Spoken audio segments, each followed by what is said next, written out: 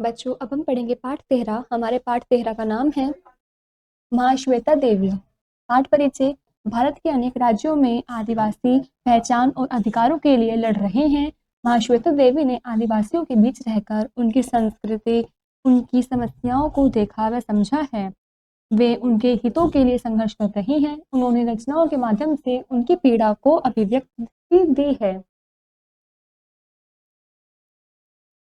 बांग्ला भाषा की सुविख्यात लेखिका महाश्वेता देवी भारत की उन गिनी-चुनी प्रतिभाओं में से एक हैं, जिन्होंने साहित्य के साथ-साथ समाज सेवा के क्षेत्र में भी एक विशिष्ट स्थान प्राप्त किया है। शोषण और अन्याय के विरुद्ध आवाज उठाई, दलित तबकों, विशेषकर आदिवासियों की समस्याओं को अपने लेखन का विषय बनाने वालों में महाश्वेता जी का नाम उल्लेखनीय है। इनका अधिकांश आदिवासियों लोगों के इर्द-गिर्द ही बीता है और आज भी 83 वर्ष की अवस्था में वे उतने ही उत्साह और लगन से साहित्य तथा समाज सेवा में लगी हुई हैं।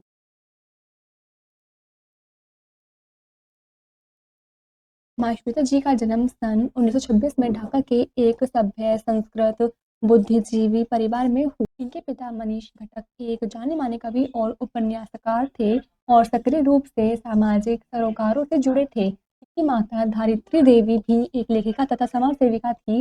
इनके चाचा ऋत्विज घटक एक जाने-माने फिल्मकार थे, जिनकी फिल्मों को केवल देश ही नहीं बल्कि अंतर्राष्ट्रीय स्तर पर भी काफ़ी प्रशंसा मिली। इनके मामा सचिन चौधरी अंग्रेजी की प्रतिष्ठित पत्रिका इकोनॉमिक एंड पॉलिटिकल वीक के संस्थापक थे।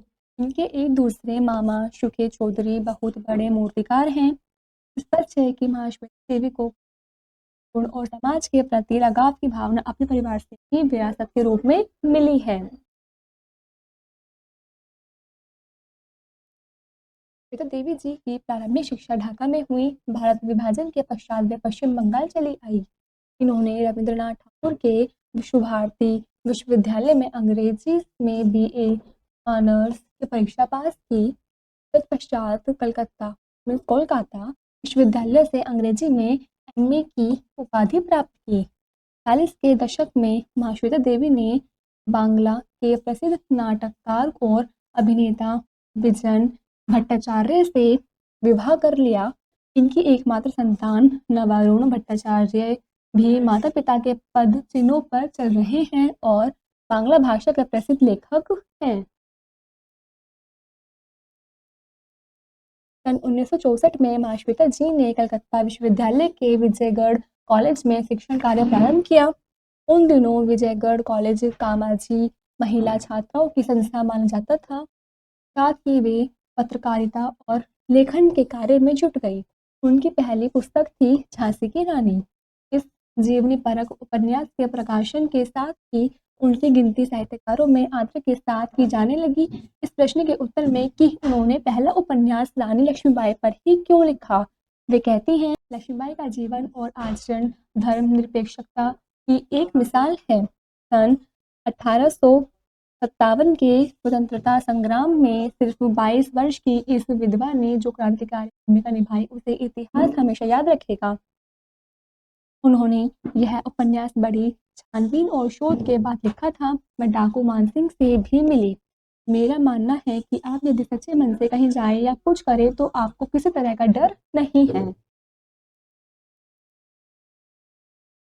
तब से आज तक महाश्वेता देवी के 100 से अधिक उपन्यास और कहानी संग्रह, एक नाटक संकलन और लगभग 1 दर्जन बाल पुस्तकें प्रकाशित हो चुकी हैं। महाश्वेता जी ने कुछ पुस्तकों का संपादन भी किया है। इनका बहुत सा साहित्य अभी प्रकाशित भी है। इनकी रचनाओं का अनुवाद भारत की विभिन्न भाषाओं में हो चुका है। हिंदी में भी उनकी अधिकांश रचनाओं का अनुवाद हुआ है।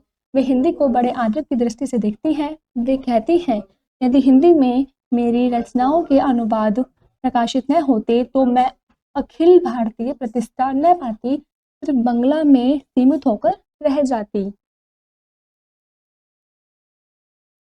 महाश्वेता जी की रचनाओं में हजार, शुराशीर माँ, नटी, क्लांत, कौरव, सूरज गगराई, अग्निगर्भ, सुभग, बसंती, सिद्धू कानू की पुकार, चोटटी मुंडा और उसके तीर आदि प्रमुख हैं।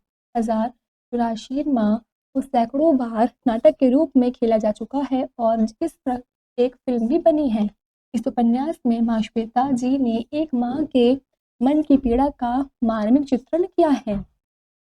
अक्लांत कौरव शब्द प्रयोग के संबंध में वे कहती हैं, देखिए, पुराणों और मिथकों की जो कहानियाँ हैं, उनमें मेरी सहानुभूति उनके साथ रही है और जो हार गए, कौरव भी हार गए थे, मगर थके नहीं थे। अक्लांत कौरव शब्द युगम कौरवों को इस अनथक संघर्ष को व्यक्त करता है। सन 1974 में उन्हें उनके उपन्यास अर्नेयर अधिकार के लिए साहित्य अकादमी पुरस्कार प्राप्त हुआ। इस पुस्तक में अंग्रेजों के विरुद्ध हुए आदिवासी विद्रोह का वर्णन है, जिसका नायक बिरसा मुंडा है। इस प्रश्न के उत्तर में कि उन्होंने आदिवासियों की समस्या पर कब लिखना प्रारंभ किया, वे कहती हैं, अर्नेयर अधिकार पर साहित्य अकादमी पुरस्कार मिलने पर मेरे पास आदिवासियों के ढेरों पत्र आए। उन्होंने लिखा कि मैंने उनकी पीड़ा को अभिव्यक्त किया है, उनके साथ इतिहास में जो अत्याचार हुआ है उसको वाणी दी है। पहली बार मुख्यधारा को आदिवासी वीरों और क्रांतिकारियों के बारे में जानने को मिला है। इससे वे गर्व महसूस करते हैं। इसके बाद तो सब कुछ आसान हो गया। वे मुझ तक आए और मैं उन तक पहुंची। मेरा आदिवासियों की समस्या पर लिखना बढ़ गया। श्वेता जी बताती हैं, मैंने आदिवासी इलाकों का दौरा किया है, उन्हें नज़दीक से देखा, विशेषकर बिहार के पलामू जिले को। भारत में जितनी भी तरह के शोषण हैं वहाँ है, चाहे आदिवासियों के साथ अन्याय हो, जंगल के विनाश की समस्या हो या बंधुआ मजदूरी हो। मैं जब लिखती हूँ तो मुझे यह लगता है कि मैं स्वयं नहीं बल्कि आदिवासी मेरे माध्यम से लिख रहे हैं।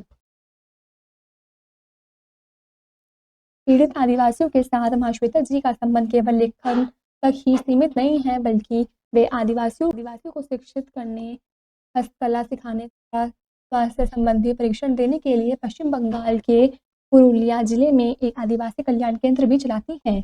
टोडा और शबर आदिवासियों के अधिकारों के लिए उन्होंने बहुत काम किया है। आजकल उन्हें पश्चिम बंगाल की सरकार की औद्योगिक क्रांति लेखक तथा बुद्धिजीवी वर्ग भी सहयोग कर रहे हैं। सरकार ने किसानों से उनकी उपजाऊ कृषि भूमि हड़प कर उसे उद्योगपतियों को औने पौने दामों में बेच दिया है। आदिवासी समस्याओं के साथ साथ माश्वेता जी ने अपने में नारी की पीड़ा को भी अभिव्यक्त दी है। क्या वे स्वयं को नारीवादी लेखिका मानती हैं? इस प्रश्न के उत्तर में वे कहती हैं, मैं नारीवादी लेखिका नहीं हूँ, मैं वर्ग विभाजित समाज की विषमताओं को देखने वाली लेखिका हूँ। नारी की समस्याएं सिर्फ नारी की नहीं बल्कि पूरे समाज की समस्याओं से जुड़ी हैं। इनके उपन्यासों में मानव अधिकारों के हनन, पुलिस सम्मान और पूंजीपति वर्ग द्वारा निधन और पीड़ितों के उत्पीड़न और भारतीय जेलों में होने वाले अत्याचारों आदि का भी उतना ही प्रभावशाली और मर्मिक चित्रण हुआ है। माश्वेता देवी बड़ी ही सरल, साधारण और आडंबरहीन जीवन जीती हैं।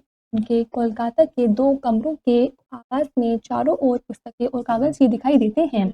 यह पूछे जाने पर कि इतनी व्यस्त और सक्रिय सामाजिक दिनचर्या में से वे पढ़ने लिखने के लिए स्वयं कहाँ से पाती हैं? वे कहती हैं, पढ़ने का अधिक समय नहीं मिल पाता। मैंने मन्नू भंडारी का महाभोज पढ़ा है, अच्छा लगा। मलयालम के उपन्यासकार आनंद की रचनाएं पढ़ी हैं, लेकिन जहाँ तक लिखने का प्रश्न है, बाहर के कामों को लेकर कितनी भी भागदौड़ क्यों ना करूं, लिखने का समय निकाल ही लेती हूँ। रचना जैसे मेरे सिर पर सवार हो जाती है। मेरे पात्र बार बार मेरी अंतरात्मा में आ खड़े होते हैं और पूछते हैं, दीदी हमें भुला दिया क्या? माश्वेता देवी अपनी लेखनी और करनी दोनों से पूर्णतः देश को समर्पित हैं। 1996 में उन्हें साहित्य के सर्वोच्च पुरस्कार ज्ञानपीठ पुरस्कार से सम्मानित किया गया। 1887 में उन्होंने पत्रकारिता, साहित्य और रचनात्मक लेखन में उत्कृष्टता के लिए एशिया में दिया जाने वाला मैग्सेसे पुरस्कार प्राप्त किया। दोनों ही पुरस्कारों से प्राप्त धनराशि इन्होंने सहर्ष की आदिवासियों के कल्याण के लिए चलाई जाने वाली संस्था को भेंट कर दी। भारत सरकार ने 1986 में उन्हें पद्मश्री से सम्मानित किया। 2006 में फ्रैंकफर्ट में आयोजित पुस्तक मेले के उद्घाटन अवसर पर माश्वेता जी के भावपूर्ण भाषण से दर्शकों का हृदय विचलित हो उठा। अपने भाषण में राज कपूर के चरित्र गीत की पंक्तियों को उद्धृत करते हुए उन्होंने कहा, वास्तव में आज समय है जब मेरा जूता जापानी है, पतलून इंग्लिस्तानी है, सिर पर लाल टोपी रूसी है, फिर भी दिल हिंदुस्तानी है। मेरा देश गौरवमय, सुंदर, गर्म, आर्द्र, सर्द, रेतीला, चमचमाता भारत देश।